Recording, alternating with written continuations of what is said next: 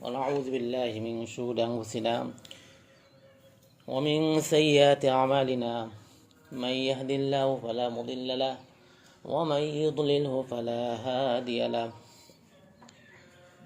ونشهد أن لا إله إلا الله وحده لا شريك له وأشهد أن سيدنا وحبيبنا ومولانا محمدا عبده ورسوله أرسله بالحق بشيرا ونذيرا وداعيا إلى الله بإذنه وسراجا وقمرا منيرا أما بعد فقد قال الله تعالى في كلامه المجيد وفي فرقانه الحميد إن الصلاة تنهى عن الفحشاء والمنكر.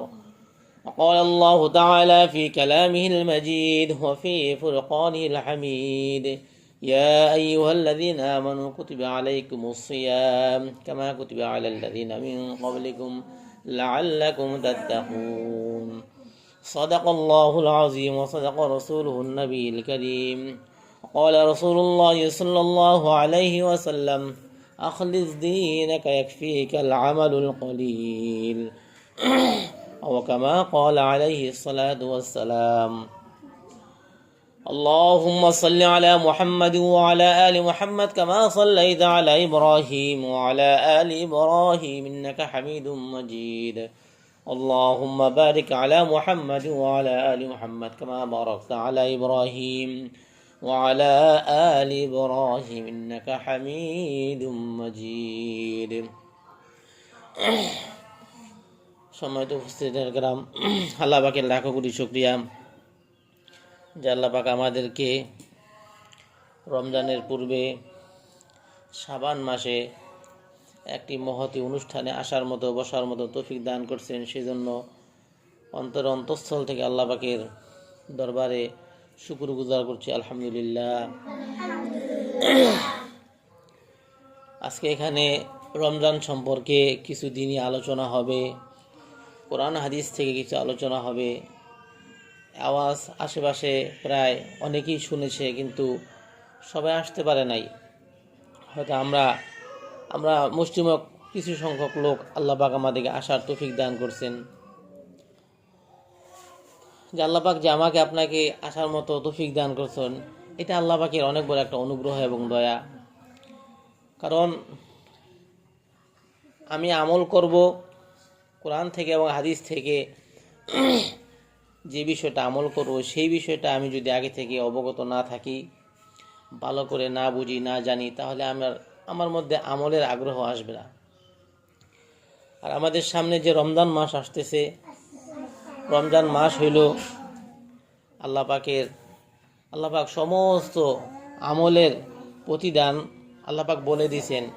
কিন্তু রমজানের ক্ষেত্রে আল্লাহ পাক বলছেন যে আনা আজজি বিহি, আমি আল্লাহ রোজাদার ব্যক্তির প্রতিদান, রোজাদার ব্যক্তির পারিশ্রমিক আমি নিজে দান করব। বিষয়টা এরকম, আমরা সহজে বুঝি। সেটা হলো,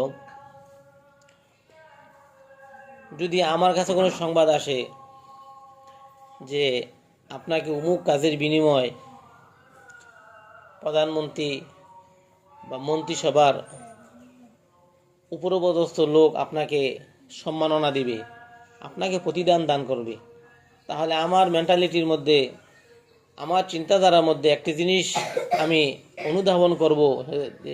সেটা হলো যে মন্ত্রিসভার লোক বা প্রধানমন্ত্রী আমাকে যে উপঢৌকন দিবে, আমাকে সংবর্ধনা দিবে, সেটা 1 টাকা এবং 2 টাকার কোনো বিষয় না। সেটা ওইখানে লাখ টাকার খেলা, কোটি টাকার খেলা। আমাকে পুরস্কার স্বরূপ লাখ টাকা কোটি টাকা আমাকে দিবে। কিন্তু হ্যাঁ, এটা আমি কেন অনুধাবন করলাম? কারণ হলো, আমাকে যে ব্যক্তির কাছ থেকে উপঢৌকন বা পারিশ্রমিক নেওয়ার কথা বলা হয়েছে, উনি হলেন প্রধানমন্ত্রী, উনি হলেন মন্ত্রিসভার প্রধান দায়িত্বশীল। ওনার স্থান অনুযায়ী, ওনার সম্মান অনুযায়ী, ওনার ক্ষমতা অনুযায়ী ওনার কাছে 100 টাকা এবং 200 টাকা এবং 1000 টাকা পারিশ্রমিক পাওয়ার আশা কেউ করতে পারে না। কারণ ওনার যেই ক্ষমতা, ওনার যে পাওয়ার, সেই অনুযায়ী 100 টাকা এবং 1000 টাকা পারিশ্রমিক উনি কখনো দিতে পারবে না। এটা হলো দুনিয়ার এক হাইসিয়তে, দুনিয়ার সিস্টেম অনুযায়ী আমরা এটা অনুধাবন করি। তো ঠিক আল্লাহ পাক বলছেন যে রোজার প্রতিদান আমি আল্লাহ নিজে দিব। অর্থাৎ রোজার প্রতিদান কি পরিমাণে দিব, রোজার ন্যায় কি পরিমাণে আমি দিব, সেটা আমি ভাষায় প্রকাশ করব না, বরং কাল কিয়ামতের দিন আমি বান্দাকে রোজার প্রতিদান আমি নিজে দিব। তা আমাদের এত গুরুত্বপূর্ণ একটি মাস সামনে আসতেছে এবং রমজান মাস, পুরা রমজান মাস মুরব্বীদের একটা কথা, যেটা হাদিস এবং কোরআন যেটাকে সাপোর্ট করে, সেটা হলো মুরব্বীরা বলতেন রমজান মাস বড় নেকের মাস, আষাঢ় মাস বড় ঠেকের মাস। এখন তো বৃষ্টি হয় না, আগের সময় এমন হইতো বৃষ্টি যে শুরু হয়েছে লাগাতার 2 সপ্তাহ 3 সপ্তাহ এক মাসও চলে যেত বৃষ্টি। দীর্ঘ সময় দিয়ে বৃষ্টি হয় তখন মানুষের চলাচল, উপার্জন সব কিছুর মধ্যে সমস্যা দেখা দেয়। সেই জন্য এটা বলতো। কিন্তু রমজান মাসের ক্ষেত্রে, যে রমজান মাসের মধ্যে একটি সুন্নত পালন করলে আল্লাহ পাক আমলনামার মধ্যে একটি ফরজের নেকি দান করবে। এখন আমার আপনার এই রমজান মাস যে সামনে আসতেছে, রমজান মাস কিভাবে কাটালে, কিভাবে আমি সময়টা করলে আল্লাহ পাকের পুরোপুরি অনুগত্য এবং আল্লাহ পাকের হুকুম অনুযায়ী আল্লাহ পাক যেভাবে রোজা চাইতেছেন সেভাবে রোজা রাখতে পারবো, সেই বিষয়ে আমাদের জানা দরকার। এর মধ্যে প্রথম হইল আমাদের আলোচনা, সেটা হলো রমজানের প্রস্তুতি। অর্থাৎ রমজান আসতেছে, রমজানের প্রস্তুতি নেওয়া দরকার। আমরা দেখি যে বিবাহ শাদীর ক্ষেত্রে, বিভিন্ন অনুষ্ঠানের ক্ষেত্রে আগে থেকেই যেই বাসার অনুষ্ঠান হবে, যেই বাসা থেকে বিবাহ হবে, ওনারা সবাই মুরব্বীরা বসে মাসেকখানি আগে বসে, সবাই এক জায়গায় বসে 1 ঘন্টা 2 ঘন্টা পরামর্শ করে যে আমাদের অনুষ্ঠানটা, আমাদের বিবাহটা কিভাবে সুন্দর হয়, কয়জনকে দাওয়াত দেওয়া যায়, কি কি আইটেম করা যায় এবং আমাদের টাকা পয়সা কেমন লাগতে পারে, সব কিছু একটা হিসাব নেই। হিসাব মানে এই বিবাহকে কেন্দ্র করে বিবাহর প্রস্তুতি। তা আমাদের দুনিয়াবি কাজের ক্ষেত্রে যদি আমরা প্রস্তুতি নিতে পারি, তাহলে আখেরাতের কাজে রমজান একটা গুরুত্বপূর্ণ একটা মাস, এই কাজের মধ্যে কেন আমি প্রস্তুতি নিব না? অবশ্যই আমার প্রস্তুতির প্রয়োজন আছে। কোরআন ও হাদিস থেকে প্রস্তুতিমূলকভাবে আমরা যে বিষয়গুলো উপলব্ধি করি, সেটা হলো 11টি বিষয় আমরা পাই যে রমজানের প্রস্তুতির মধ্যে অন্তর্ভুক্ত। 11টি বিষয় যদি আমরা রমজান মাস এখন তো শুরু হয় নাই, আরও 3 দিন বা 4 দিন বাকি রয়েছে। এই এখন থেকে যদি আমি 11টা, সুপ্রিয় দর্শক, আসসালামু আলাইকুম। মিশন বাংলা টিভির পক্ষ থেকে আজকে আপনাদেরকে স্বাগত জানাচ্ছি। আমি রয়েছি মিডিয়া সুবন। আজকে আমরা আলোচনা করব আসছে কয়েকদিন পরে কুরবানি। সেই ক্ষেত্রে অনেকজনের কুরবানি করতে গিয়ে ভুল খেতে যে বিষয় নিয়ে আমরা আলোচনা করতে যাচ্ছি, আমলগুলো ওভাবে করতে পারবো। এর মধ্যে প্রথম নাম্বার হলো তওবা করা, আল্লাহ পাকের কাছে তওবা করা। আস্তাগফিরুল্লাহ রাব্বি মিন কুল্লি যামবি ওয়া আতুবু ইলাইহি লা হাওলা ওয়া লা কুওয়াতা ইল্লা বিল্লাহিল আলিয়্যিল আযীম। তওবা করা, তওবা এই দোয়া আমরা মনে মনে পড়বে এবং মনে মনে আমরা কল্পনা করব, আল্লাহ আমি অনাকাঙ্ক্ষিতভাবে পারিবারিক দিক দিয়ে হোক, আত্মীয় স্বজনের জন্য হোক, সন্তানাদির জন্য হোক, আল্লাহ আমি অনেক গুনাহ করেছি বিভিন্নভাবে। আল্লাহ তুমি দয়া করে অনুগ্রহ করে আমার এই গুনাহগুলো ক্ষমা করা, আমি তওবা করতেছি। আমি আগামী ভবিষ্যতে কোনোদিন এই গুনাহগুলো করব না। কিছু কিছু গুনাহ আছে যে গুনাহগুলো তওবা ছাড়া ক্ষমা হয় না। সেই জন্য আমরা এখন থেকে তওবা করব মনে মনে এবং দৃঢ় ভিতরে প্রতিজ্ঞাবদ্ধ হব যে এই গুনাহ কখনো আর আমি করব না। 1 নাম্বার। 2 নাম্বার হইল রোজার ফজিলত। রমজানের রোজাগুলো রাখলে কি লাভ, কিভাবে রাখা যায়, এই সম্পর্কে যত বই পুস্তক লাইব্রেরিতে আশেপাশে পাওয়া যায় আমরা ওগুলো সংগ্রহ করব, ওই বইগুলো আমরা পড়ব। এবং এখন সোশ্যাল মিডিয়ার যুগ, আমরা নেট থেকে বিভিন্ন রোজার ফজিলত সম্পর্কে আলোচনা আছে, বয়ান আছে, প্রবন্ধ আছে, ওগুলো আমরা নেট থেকে আমরা দেখব বা নেট থেকে আমরা আলোচনা শুনবো। শোনার দ্বারা কি হবে, আমি যদি রোজার ফজিলত জানি, রমজানের রোজাগুলো রাখলে কী লাভ, কীভাবে রাখতে হয়, ফজিলতগুলো যদি আমি জানি, তাহলে আমার মধ্যে রোজা রাখার যে আগ্রহ সেটা শতভাগ ঠিক থাকবে। কিন্তু মানুষ যদি একটা কিছুর ফজিলত না জানে, তখন যে পর্যন্ত না জানবে ততক্ষণ পর্যন্ত ওই আমলের প্রতি বা ওই কাজের প্রতি মানুষের ভালোবাসা জন্মায় না। সেই হিসেবে আমরা অনেকে আছি আলহামদুলিল্লাহ, জন্মসূত্রে আমরা মুসলিম, আল্লাহ পাক আমাদেরকে মুসলমানের ঘরে দুনিয়াতে আনছেন। জন্মসূত্রে মুসলিম হওয়ার কারণে আমাদের মধ্যে একটা অলসতা কাজ করে, সেটা হলো যে আরে রোজা সম্পর্কে কি জানবো, জানিওই। অথচ আমি নিজেকে প্রশ্ন করি যে আচ্ছা আমি তো রোজা রাখবো, রোজার কি লাভ আমি জানি না, রোজা কিভাবে রাখা দরকার আমি ওইটাও জানি না। সেই হিসেবে আমরা রোজার ফজিলতগুলো, রোজার যে রমজানের বইগুলো আছে, বই সংগ্রহ করে ওইখান থেকে রোজার ফজিলত জানবো। 3 নাম্বার হইল আল্লাহ পাকের কাছে এখন থেকে ক্ষমা চাইতে থাকা। আল্লাহ আমাকে ক্ষমা করে দাও, গত রমজান থেকে এই আজকে রমজান পর্যন্ত আমাদের আশেপাশে অনেক লোক মারা গেছে। গত কয়েকদিন পূর্বেও আপনারা অনেকে শুনছেন, কুদরত আলী ভাইয়ের আম্মা দুনিয়া থেকে বিদায় নিয়ে গেছে। উনি এই সমাজে একজন লোক ছিল, এই সমাজে একজন মহিলা ছিল। আপনাদের মতো একদিন তিনি যুবতী ছিলেন। এই সমাজে উনি বৃদ্ধ হয়েছেন, আবার এখান থেকে উনি বিদায় নিয়ে গেছেন।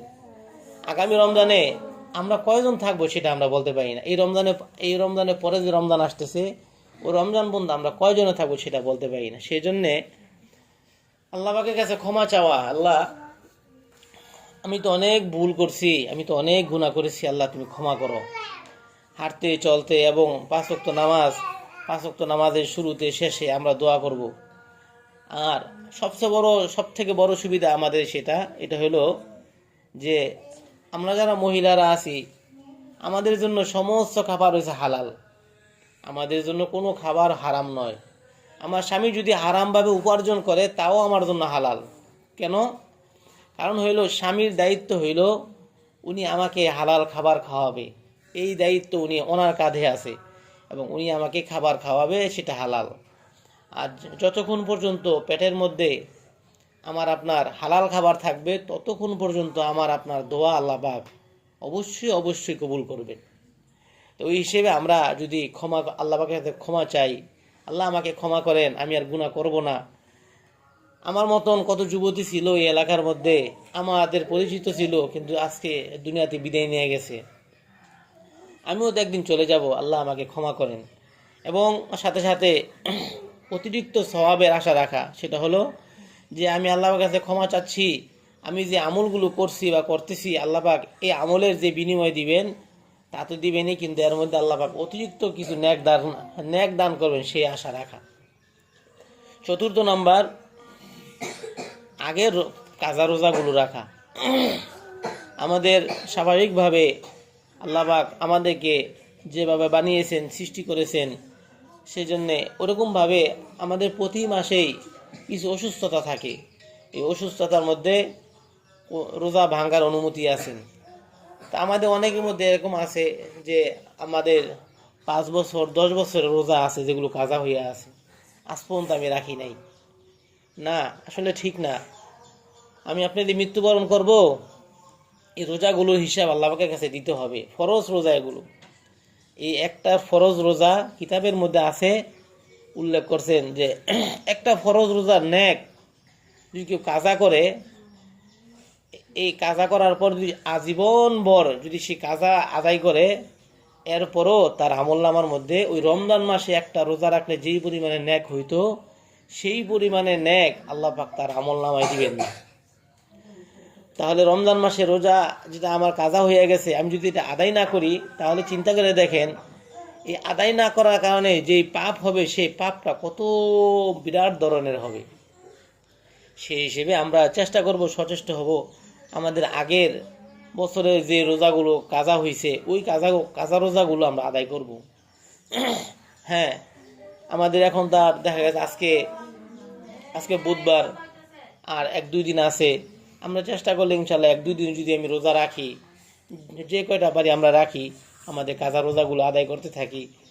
পরে আবার পরবর্তীতে রমজান মাস শেষ হইলে এরপরে আবার আমাদের যে কাজা রোজাগুলো আছে ওগুলো রাখার চেষ্টা করবো ইনশাআল্লাহ। পঞ্চম নাম্বার হলো আল্লাহ পাক রমজান মাসের মধ্যে 3টি ভাগ, এই 3 ভাগের শেষ ভাগের মধ্যে হইল ক্ষমা, ইতকুম মিনান নার। অর্থাৎ আল্লাহ পাক রমজানের শেষ দশকের মধ্যে সাধারণ ক্ষমা ঘোষণা করেন, সমস্ত বান্দাদেরকে সাধারণভাবে ক্ষমা করেন। এর মধ্যে 2 শ্রেণীর লোক ক্ষমা পাবে না। যেই 2 শ্রেণীর লোক সবে বরাতে সবে কদরে আল্লাহ পাক তাদেরকে ক্ষমা করে না, সেই 2 শ্রেণীর লোক। এর মধ্যে এক শ্রেণী হইল হিংসুক, যে মানুষের সাথে হিংসা করে। অর্থাৎ অমুক ফ্যামিলির লোক, আমাদের পাশের বাসার লোক, আমাদের আত্মীয় স্বজন, আমাদের চাচাতো ভাই, সে ভালো খায়, ভালো চলে, ভালো উপার্জন করে, এটা আমার সহ্য হয় না। এটাকে বলে হিংসা। না, হিংসা আমি কেন করব? কইছে হিংসাকারী ব্যক্তির আল্লাহ পাক এই রমজান মাসে সাধারণ ক্ষমা ঘোষণা করবেন না, তারা ক্ষমা পাবে না। এখন আমার আপনার জানা বিষয় হলো হিংসা থেকে আমি কিভাবে বাঁচব। যার প্রতি আমার হিংসা হয়, যে অমুকের প্রতি আমার হিংসা হইতেছে, আমি তার কাছে যাব, তার সাথে সালাম দিব, দেখা সাক্ষাৎ করব, সম্ভব হইলে তাকে কিছু উপটোকন কিনা দেওয়া, তাকে কিছু গিফট করা, কলম বা বিভিন্ন কিছু যেগুলো লাগে, তসবি, যে এটা আমি আপনাকে গিফট করলাম, আপনি নেন। গিফট দেওয়ার দ্বারা, তার সাথে সালাম মুসাফা করার দ্বারা আপনার যে হিংসা ছিল সেই হিংসা আস্তে আস্তে কেটে যাবে। 2 নম্বর শ্রেণীর লোক হইল শিরিক করা। আল্লাহ পাকের সাথে যারা শিরিক করে, আল্লাহ পাক তাদেরকেও ক্ষমা করে না। শিরিক করার মধ্যে অন্তর্ভুক্ত হইল যে বর্তমান সময়ের মধ্যে আমরা যেগুলো দেখি, সেটা হইল যে আমরা বিশ্বাস করি আল্লাহর উপরে, কিন্তু বলি যে যদি মাজারে একটা গরু দেই, অমুক মাজারে একটা মুরগি দেই, অমুক মাজারে একটা ছাগল দেই, তাহলে আল্লাহ পাক আমার ফ্যামিলিকে সমস্ত বিপদ আপদ থেকে হেফাজত করব। এই যে আমি যে চিন্তাটা করলাম, এই চিন্তা করার সাথে সাথে আমার ঈমান নষ্ট হয়ে গেছে। এর মানে আল্লাহ পাক আমাকে বিপদ আপদ থেকে হেফাজত করতে পারবে না। ওই অমুক মাজারের মধ্যে যে বাবা আছে, যে ওলি আছে কবরের মধ্যে, উনি আমাকে আল্লাহ পাকের সমস্ত বিপদ আপদ থেকে হেফাজত করবে। এর মানে ওই আল্লাহ ওলি, ওই মাজারের লোককে আমি আল্লাহর সাথে অংশীদার সাব্যস্ত করলাম। এটা করার সাথে সাথে আমার ঈমান নষ্ট হয়ে যাবে। হ্যাঁ, আমি এরকম ধারণা করতে পারি, সেটা হলো যে বিপদ আপদ থেকে আল্লাহ পাক রক্ষা করবে। হ্যাঁ, অমুক আল্লাহ ওলি আছে, ওই আল্লাহর ওলি উছিলে আল্লাহ পাকের কাছে বলি, আল্লাহ এই শাহজালাল ইয়ামিনী রহমতুল্লাহ আলাই, আল্লাহ আমি তো ওনাকে অনেক ভালোবাসি, ওনাকে অনেক মহাব্বত করি, আল্লাহ তুমি ওনার উছিলা হইল আমাকে আমার সংসারে বিপদ আপদগুলো দূর করো। এভাবে দোয়া করতে পারি, সমস্যা নেই। কিন্তু যে শাহজালাল শাহপুরানে মাজারের মধ্যে একটা ছাগল দিলে, একটা গরু দিলে আমার বিপদ দূর হবে, এরকম চিন্তাধারা করার সাথে সাথে আমার আপনার ঈমান চলে যাবে। এই 2 শ্রেণীর লোক যদি আমাদের মধ্যে আমরা যদি এই 2 শ্রেণীর কোনো এক শ্রেণীতে থাকি, তাহলে আমি আপনি কনফার্ম থাকতে পারি যে রমজান মাস আসতেছে ঠিক, কিন্তু রমজান মাসে আমি ক্ষমা পাবো না। 6 নাম্বার হইল রোজার মাস আলা মাসাইল সম্পর্কে জানা। আমাদের এই আলোচনা শেষ হইলে আমরা রোজার মাস আলা মাসাইল সম্পর্কে আলোচনা করবো ইনশাল্লাহ। যে রোজার মাস আলা মাসাইল সম্পর্কে জানা। রমজান মাস আসতেছে, আমি আপনি রমজান সম্পর্কে অনেক মাসালা জানি না। যেরকম আমরা অনেকে জানি, অনেকে এলাকার মধ্যে প্রচলন আছে যে হাত কাটা গেলে রোজা ভেঙে যায়, হাত কাটা বা রক্ত বের হইলে রোজা ভেঙে যায়, শরীর থেকে গাম বের হইলে রোজা ভেঙে যায়। এরকম অনেক কিছু মাসালা আছে যেগুলো আসলে শুদ্ধ না, এই জন্য রোজার মাসালা জানা। 7 নাম্বার হইল বিগত রমজান মাসে আমার আমল কেন কম হয়েছে। অর্থাৎ গত রমজান মাসে আমি কেন রোজা রাখছি ঠিক, কিন্তু আমল করতে পারি না কেন, এর কারণগুলো নিজে নিজে বের করার চেষ্টা করা। অর্থাৎ গত রমজান মাসে আমি এই কাজ করছি, এই জন্য আমার আমল কম হয়েছে। তো এই কারণটা যদি আমি বের করতে পারি, তাহলে আমার আপনার জন্য সামনে রমজানের মধ্যে আমার আপনাদের আমল বেশি হবে। 8 নাম্বার হইল রোজার আমলগুলো অর্থাৎ রমজান মাসে আমি যে কোরআন শরীফ তেলাওয়াত করি, রমজান মাসে যে আমি জিকির আজকারগুলো করি, রমজান মাসে যে নফল নামাজগুলো পড়ি, এগুলো এখন থেকেই চালু করা। আমাদের মধ্যে অনেকে আছে যে আমরা রমজান মাসে এক খতম কোরআন শরীফ পড়ি, যে যেদিন রমজান শুরু হইব ওদিন থেকে কোরআন শরীফ পড়া শুরু করি না। আমরা চেষ্টা করব ইনশাল্লাহ, সেটা হলো যে আমরা এখন থেকেই রমজানের যে আমলগুলো আছে সেগুলো চালু করে দেওয়া, অর্থাৎ কোরআন শরীফ তেলাওয়াত করি, কোরআন শরীফ তেলাওয়াতটা আমি এখন থেকেই আরম্ভ করে দিই, যেন আমার আপনার দ্বারা সেই রমজান মাসে কোরআন শরীফ তেলাওয়াত করার যে বিষয়টা ছিল এটা এখন থেকে শুরু হয়ে যায়। এবং কোরআন শরীফ তেলাওয়াত করা শুরু করলে যে একদিনেই যে আমার পড়া চালু হয়ে যাবে এরকম না। দেখা গেছে আমার রেয়াল থাকে না, আমার একটা কোরআন শরীফ নাই, কোরআন শরীফের গিলাফ লাগাবো সেই গিলাফ নাই, এরকম অনেক কিছু দরকার হয়, সেগুলো আমি এখন থেকে ব্যবস্থা করে নেব ইনশাআল্লাহ। 9 নম্বর হইল রমজান মাসের 24 ঘন্টার 24 ঘন্টা একটা রুটিন করা, যে 24 ঘন্টার মধ্যে আমি কখন ঘুম থেকে উঠবো, রমজান মাসে আমার রান্নাবান্না, সংসারে রান্নাবান্না কখন থেকে শুরু করব, কখন শেষ করব, এবং কোন সময় আমি জিকির আজকার করব, কোন সময় আমি কোরআন শরীফ তেলাওয়াত করব, এবং কোন কোন সময় নফল নামাজ পড়ব, এগুলো সব একটা রুটিন করে নেওয়া। 10 নাম্বার, আমাদের এই শাবান মাস শেষ হবার যেদিন শেষ হবে ওই দিনকে আমরা প্রত্যেকেই চেষ্টা করব যে রমজানের চাঁদ নিজে দেখতে, অর্থাৎ আমাদের বাড়ির ছাদে আইসা, আমার নিজেদের বাড়ির উঠানে আইসা, উঠানে আসলে দেখা যায় চাঁদ, আমরা উঠানে আইসা বা ছাদে আইসা আমরা চেষ্টা করব চাঁদ দেখার জন্য। আর 11 নম্বর হইল যে আল্লাহ পাকের কাছে এখন থেকে দোয়া করতে থাকা। আল্লাহ, হুজুর পাক সাল্লাল্লাহু আলাইহি ওয়াসাল্লাম দোয়া করতেন, আল্লাহুম্মা বারিক লানা ফি রজব ওয়া শাবান ওয়া বাল্লিগনা রমাদান। হে আল্লাহ, আমাকে রজব এবং শাবানে বরকত দান করো এবং আমাকে তুমি রমজান পর্যন্ত হায়াত দান করো। আল্লাহ পাকের কাছে দোয়া করতে থাকা। আমাদের মধ্যে যদি এই 11টি বিষয় যদি আমার আপনার সামনে থাকে, আশা করি ইনশাল্লাহ আমার আপনার এই রমজানটা হবে আমার লাইফের মধ্যে আমার জীবনের সর্বশ্রেষ্ঠ একটি রমজান। যে আমার আপনার রমজান মাসগুলো অবহেলায় কেটে যায়, এই রমজান মাসটা আমি বছর অবহেলা কাটতে দিব না ইনশাল্লাহ। সেই হিসেবে আমরা নিজেদের মধ্যে এই 11টি বিষয় যদি রাখি, আশা রাখি ইনশাল্লাহ আল্লাহ পাক আমার আপনার রমজান মাসটা খুব সুন্দরভাবে আল্লাহ পাক কাটাবেন। আলহামদুলিল্লাহ, আমাদের এখন যে আলোচনাগুলো হলো সেটা হলো রমজানের প্রস্তুতির বিষয়। আমাদের এরপরে আলোচনা হলো যে রমজানের মাসাইল সম্পর্কে। আমাদের বিগত সময়গুলোর মধ্যে আমরা দেখছি যে রমজান মাসে যে মাসলাগুলো আছে, সাধারণ কিছু মাসলা আছে, সেগুলো আমি আপনি জানি না। তো রমজান মাসের মাসলার মধ্যে সবথেকে গুরুত্বপূর্ণ যে সেটা হলো যে আমরা যখন শেষ সাথে সেহরি খাবো, সেহরি খাওয়ার সময় কখন উঠবো এবং সেহরি কিভাবে খাওয়া দরকার উচিত। একটা প্রশ্ন হলো যে সেহরি কখন থেকে খাওয়া শুরু করা উত্তম। হুজুর পাক সাল্লাল্লাহু আলাইহি ওয়াসাল্লাম হাদিসের মধ্যে বলছেন যে সেহরি শেষ টাইমে খাওয়া উত্তম এবং ইফতার শুরু টাইমে খাওয়া উত্তম। সেই হিসেবে আমরা প্রতিদিন চেষ্টা করব যে সেহরির সময় অন্তত পক্ষে 1 ঘন্টা আগে উঠে আমি অজু করব, অজু করে আমি আমার ঘরের মধ্যে তাহাজ্জুদের নামাজ পড়ব। এমন অনেক ঘর আছে যেই ঘরের মধ্যে আজ পর্যন্ত কোনো দিন তাহাজ্জুদের নামাজ পড়া হয় নাই, এরকম অনেক ঘর আছে। আফসোস, হুজুর পাক সাল্লাল্লাহু আলাইহি ওয়াসাল্লাম হাদিসের মধ্যে বলছেন, লা তাজআলুল বুয়ুতা কুবুরা, হে আমার উম্মত, তোমরা তোমাদের নিজের ঘরকে কবরস্থান বানায়ও না। অর্থাৎ কবরস্থানে মানুষ নামাজ পড়ে না, তোমরা তোমাদের ঘরকে নামাজ না পড়ার জায়গা বানায়ও না। তোমরা তোমাদের ঘরের মধ্যে নামাজ পড়ো, জিকির আজকার করো, আল্লাহ পাকের ইবাদতগুলো করো। ইন্ডিয়ার এক আল্লাহর ওলি ছিল, উনি ইন্তেকাল করার পর ওই আল্লাহ ওলি বলছেন, ওনার ইন্তেকালের আগে বলে গেছেন যে আমি ইন্তেকালের পর আমাকে আমার ঘরের মধ্যে দাফন দিবা। তখন ওনার সন্তান বলছে আচ্ছা ঠিক আছে।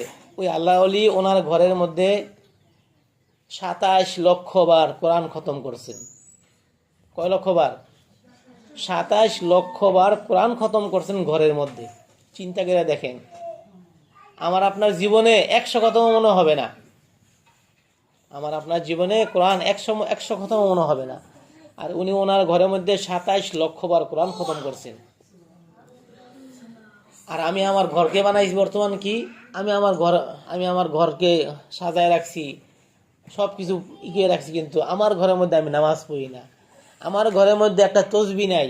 এরকম অনেক ফ্যামিলি আছে, অনেক ঘর আছে, বাসা আছে, আপনি খোঁজ নিবেন বা দেখবেন, তাদের ঘরে তসবি নাই, তাদের ঘরে জায়নামাজ নাই, নামাজ পড়বে জায়নামাজ নাই, আল্লাহ পাকে ডাকবে, জিকির করবে, তসবি নাই। আফসোস, আপনি আপনার সন্তানকে, আপনার স্বামীকে, আপনার ভাই বেরাদারকে, আপনার বোন, তাদেরকে আজকে আপনি আমল দেখাইতেছেন না। কিন্তু হ্যাঁ, এই সন্তানরাই তো বলবো, আমার মাকে কখনো দেখি নাই, আমার বুবুকে কখনো দেখি নাই জিকির করতে, আমার বুবুরে কখনো দেখি নাই নামাজ পড়তে। এই সন্তান, এই নাতি, এরাই তো আপনার বিরুদ্ধে আল্লাহ পাকের কাছে সাক্ষী দিব।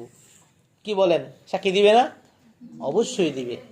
আমি যদি নামাজ পড়ি, দেখবেন আমি নামাজ পড়লে আমার সন্তান, আমার নাতি, সে আমার সাথে দেখা দেখি সে নামাজ পড়ে। আমি জিকির করলে দেখবেন আপনার সন্তান, আপনার নাতি আপনার সাথে বসে সেও জিকির করে। এর মানে শিশু, মুরব্বীরা বলেন শিশু হইল সীসা থেকে আসছে। এই যে কাচের বোতল আছে না, কাচের বোতল বলেন, প্লাস্টিকের বোতল বলেন, এর কোম্পানি থেকে যেভাবে তৈরি করে, এটা ভাঙ্গার আগ পর্যন্ত এর যে আকৃতি পরিবর্তন হয় না। ঠিক শিশুটা, এই সীসাটা, বোতলটা কোম্পানি থেকে যেভাবে বানায়, ঠিক ওইভাবে এটা তার অস্তিত্ব নিয়ে সে বেঁচে থাকে। ঠিক একটা শিশু বাচ্চা যদি সকালবেলা দেখে যে আমার আব্বা, আমার আম্মা, আমার দাদি, আমার নানি, আমার বোন, এরা নামাজ পড়ে, এরা জিকির করতেছে, এই সন্তানরা কোনোদিন তার এই নামাজের কথা, জিকিরের কথা তাকে বলতে হবে? কখনোই বলতে হবে না। এটা আমাদের এখন যে সকালগুলো হয়, সকাল হইলেই আমাদের কানের মধ্যে বাজে। আমার আম্মা আমাদের বাসার মধ্যে সব সময় ফজর নামাজ পড়া কোরআন শরীফ পড়তেন। কোরআন শরীফ ঠিক 7:30 পর্যন্ত কোরআন শরীফ পড়তেন। 7:30 বাজে উনি উঠা কোরআন শরীফ থুইয়া এরপর উনি এশারের নামাজ পড়তেন। 8টা পর্যন্ত ওনার কোরআন তেলাওয়াত আর নামাজ। এই 8টার পরে উনি রান্না বান্না শুরু করতেন। আমরা দেখা গেছে ছোট ছিলাম, ছোট থাকা অবস্থায় আমাদের কানের পাশে বসে কোরআন শরীফ পড়তো। এই কোরআনের আওয়াজ এখনো পাই। তা আমরা যতদিন বাঁচবো ততদিন এই কথা বলবো না যে আমার আম্মা আমাদের সকালবেলা কোরআন শরীফ পড়তো, এই কথা বলবো না আমরা? অবশ্যই বলবো। ঠিক আপনি যদি সে আমলটা করেন, যদি আপনি এই আমলটা ধরেন, তাহলে দেখবেন আপনার সন্তান সে নিজেও আমলদার হবে। সেই হিসেবে আমরা চেষ্টা করবো ইনশাল্লাহ, রমজান মাস যে আসতেছে, ইনশাল্লাহ 30টা রমজানের 30টা দিন, মানে 30টা রাত্রি যেন আমার আপনার ঘরে তাহাজ্জুদ পড়া হয়। পারবো না ইনশাল্লাহ?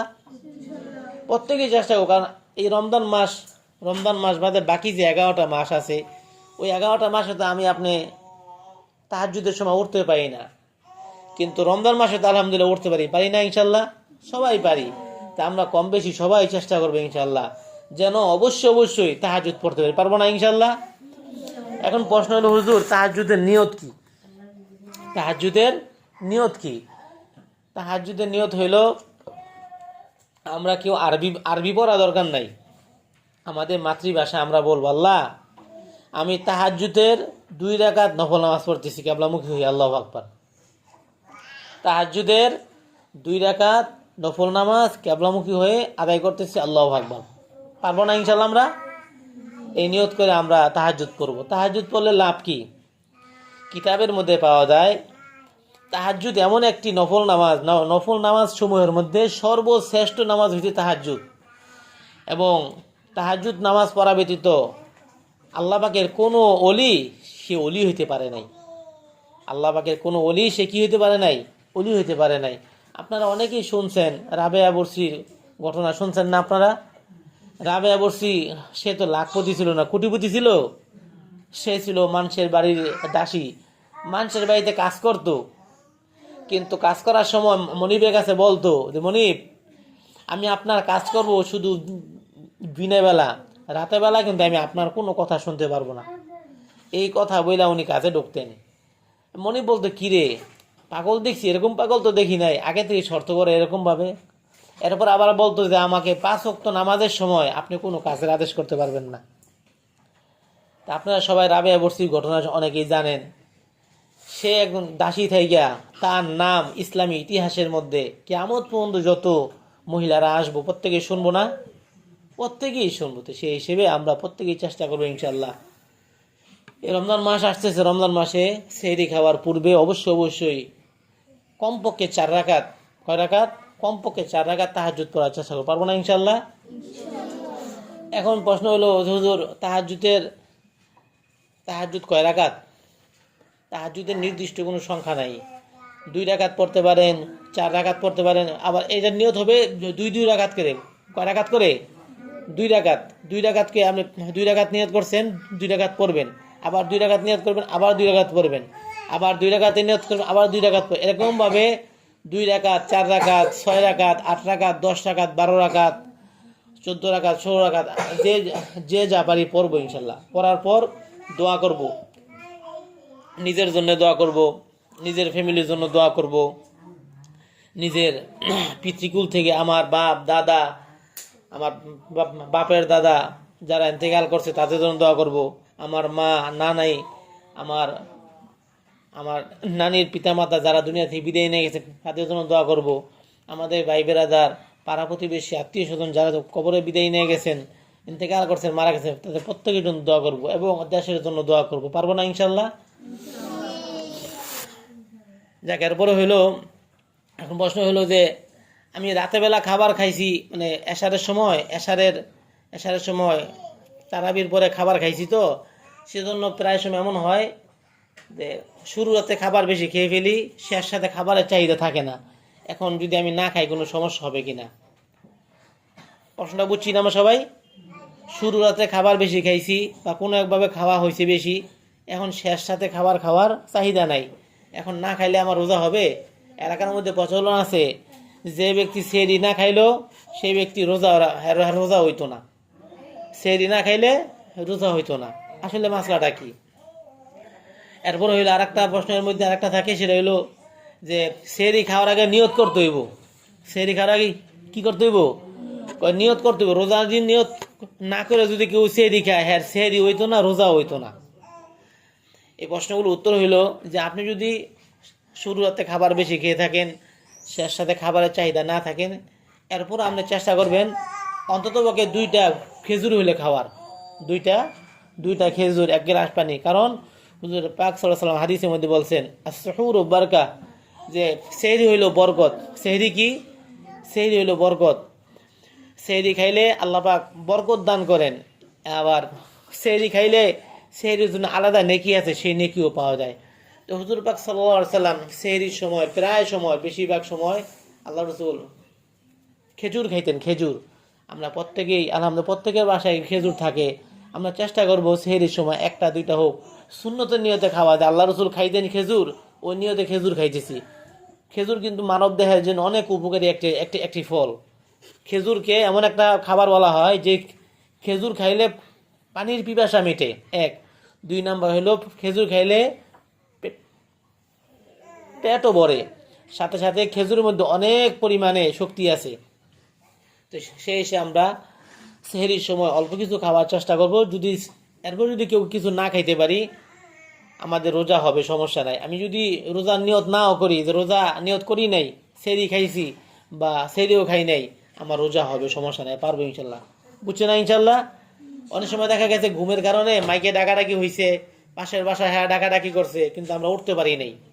ঘুম থেকে উঠছি, উঠা দেখি যে 7টা বেজে গেছে গা, হয় না এমন অনেক সময়?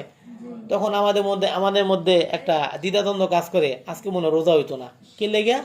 সেহরি খাইতেই নাই, আবার কি রোজার নিয়ত করতে পারি নাই।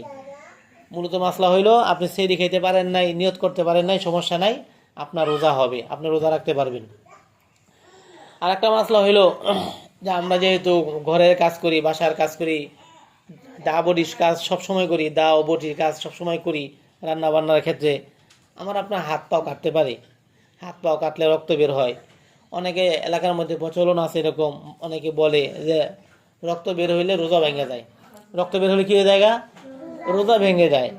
সঠিক মাসলা হইলেও রক্ত বের হইলে রোজা ভাঙে না, বরং রক্ত বের হইলে রোজা মাকরু হয়। সমস্যা নাই, আমরা ইনশাল্লাহ রোজা রাখবো, পারবো না ইনশাল্লাহ? এরপরে দেখা গেছে যেটা আমাদের রমজানের শুরু দিক দিয়ে যেই বিষয়টা হয় সেটা হইলো, আমি যে রোজা রাখছি মনে নাই, 1 গ্লাস পানি খাইয়া লাইছি,